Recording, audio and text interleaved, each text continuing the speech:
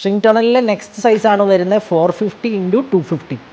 450 ആണ് ഇതിൻ്റെ വിഡ്ത്ത് വരുന്നത്, 250 ആണ് ഇതിൻ്റെ ഹൈറ്റ് വരുന്നത്. അപ്പോൾ ആ മെഷീൻ എങ്ങനെയാണ് വർക്ക് ചെയ്യുന്നതെന്ന് നോക്കാം. ഇതിൻ്റെ മെയിൻ പവർ ഇവിടെയാണ് വരുന്നത്, ഓൺ ചെയ്യാം. നെക്സ്റ്റ് വിൻഡ് മില്ലാണ് വരുന്നത്, അത് ഓൺ ചെയ്യാം. മെഷീൻ സ്റ്റാർട്ട് ചെയ്തിട്ടുണ്ട്. അതിൻ്റെ ഹീറ്ററുകൾ ഓൺ ചെയ്യാം. ഹീറ്ററിൻ്റെ ടെമ്പറേച്ചർ സെറ്റ് ചെയ്യുന്ന ഇവിടെയാണ്. ഇതിനകത്ത് നമുക്ക് ടെമ്പറേച്ചർ കൂട്ടാനും കുറയ്ക്കാനും സാധിക്കും. നമ്മളുടെ പ്രോഡക്റ്റിന് റിക്വയർമെൻ്റ് ആയിട്ടുള്ള ഹീറ്റ് നമുക്കതിനകത്ത് സെറ്റ് ചെയ്യാം.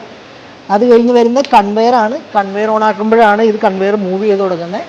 കൺവെയർ സ്പീഡ് നമുക്ക് അഡ്ജസ്റ്റ് ചെയ്യാവുന്നതാണ്. നമ്മളുടെ പ്രോഡക്റ്റിൻ്റെ റിക്വയർമെൻ്റുള്ള സ്പീഡും ഹീറ്റും നമുക്കിതിനകത്ത് സെറ്റ് ചെയ്യാവുന്നതാണ്.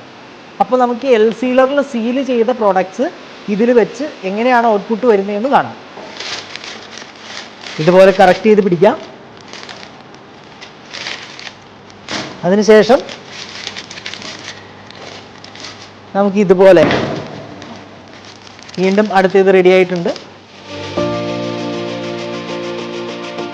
ഈ ബാറ് വെച്ച് പ്രസ് ചെയ്യാം. ഇപ്പോൾ നമുക്ക് ഇതുപോലെ 4 സൈഡും സീൽ ചെയ്ത് ഇനി നേരെ ഷ്രിങ്ക് ടണലിലേക്ക് പ്ലേസ് ചെയ്ത് കൊടുക്കാവുന്നതാണ്. നമ്മൾ 2 ബോക്സ് കയറ്റി വിട്ടതാണ്. ഈ 2 ബോക്സും വളരെ പെർഫെക്റ്റ് ആയിട്ട് ഷ്രിങ്ക് ആയിട്ടുണ്ട്. ഇതുപോലെ നിങ്ങളുടെ പ്രോഡക്ട്സ്, ബോക്സിനകത്തുള്ള പ്രോഡക്ട്സ് ഒക്കെ നമുക്ക് പ്രോപ്പറായിട്ട് ഷ്രിങ്ക് ചെയ്ത് നമുക്ക് എടുക്കാൻ സാധിക്കും. എൽ സീലറിൽ പ്ലേസ് ചെയ്തിട്ട് നമുക്ക് ജസ്റ്റ് ഒന്ന് പ്രസ് ചെയ്ത് കൊടുത്തു കഴിഞ്ഞാൽ നമ്മുടെ സാധനം കട്ടായി ഇതുപോലെ നമുക്ക് ബാച്ച് ചെയ്യാൻ പാകത്തിന് വരും. ഇനി നമുക്കിതിനെ മെഷീനിൽ പ്ലേസ് ചെയ്ത് കൊടുക്കാം. ഇപ്പോൾ നമ്മുടെ ബോട്ടിൽസ് നമ്മൾ ഷ്രിങ്ക് ചെയ്ത് വന്നിട്ടുണ്ട്. വളരെ പെർഫെക്റ്റ് ആയിട്ടാണ് നമുക്ക് ഷ്രിങ്ക് ആയിരിക്കുന്നത്. ഇതിൻ്റെ അലൈൻമെൻറ്റ് കറക്റ്റ് ചെയ്യുക, അങ്ങനെ എന്തെങ്കിലുമൊക്കെ വേണമെങ്കിൽ നമുക്ക് ഇതിൻ്റെ താഴെ ഒരു കാർട്ടൺ പീസ് വെച്ച് കൊടുത്താൽ നമുക്ക് അതിനെ കറക്റ്റായിട്ട് ചെയ്യാൻ പറ്റും. അപ്പോൾ ഇത് നമ്മുടെ ജ്യൂസിൻ്റെ ബോട്ടിലാണ്. ഇതിനെ ബാച്ച് ചെയ്യുന്നത് എങ്ങനെയാണെന്ന് നോക്കാം. നമ്മൾ ഈ പൗച്ചിൽ ഫില്ല് ചെയ്തിട്ടുണ്ട്. നമുക്ക് നേരെ നമ്മുടെ എൽ സീലറിൽ പ്ലേസ് ചെയ്യാം, സീൽ ചെയ്യാം.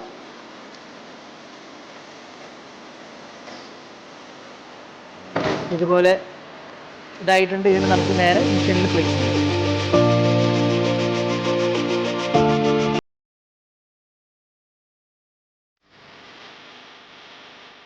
ഇതുപോലെ നമ്മൾ പ്ലേസ് ചെയ്തു. ഇതിൻ്റെ കോർണറിലേക്ക് പിടിച്ചു.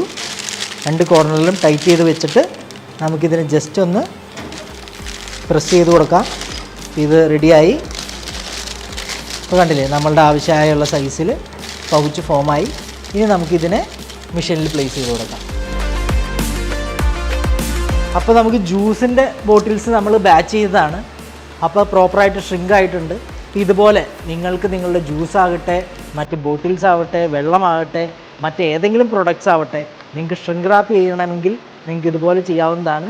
ഇതിനെപ്പറ്റി കൂടുതൽ ഡീറ്റെയിൽസ് അറിയാനായിട്ട് ഞങ്ങളുടെ താഴെ കാണുന്ന നമ്പറിൽ കോൺടാക്റ്റ് ചെയ്യുക. അതോടൊപ്പം തന്നെ packing machines, coding machines, strapping machines മുതലായ മെഷീനുകളെ പറ്റി കൂടുതൽ ഡീറ്റെയിൽസ് അറിയാനായിട്ട് ഞങ്ങളുടെ ചാനൽ സബ്സ്ക്രൈബ് ചെയ്യുക. അപ്പോൾ അടുത്തൊരു സൂപ്പർ ഹിറ്റ് വീഡിയോ ആയിട്ട് വീണ്ടും കാണാം.